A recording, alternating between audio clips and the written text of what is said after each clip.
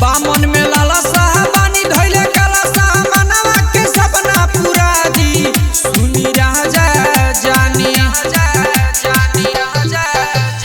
बामन में लाला साहबानी धइले काला सामनवा के सपना पूरा दी सुनी राजा जानी। सुनी राजा जानी थावे के मेला में घुमा दी सुनी राजा जानी। थावे के मेला में घुमा दी सुनी राजा जानी। मेला में घुमा दी मेला में घुमा दी सुनी राजा जानी। मेला में घुमा दी सुनी राजा जानी। सुनल बानी मेला हवा लागे बड़ी भारी सभे अपना मरद संगे मेला देखे जाली। मेला देखे जाली सुनल बानी मेला हवा लागे बड़ी भारी सभे अपना मरद संगे मेला देखे जाली।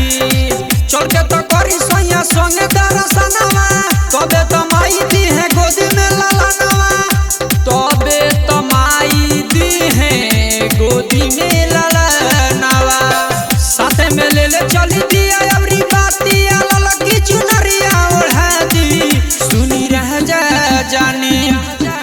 सुनी राजा जानी थावे के मेला में घुमा दी सुनी राजा जानी। थावे के मेला में घुमा दी सुनी राजा जानी।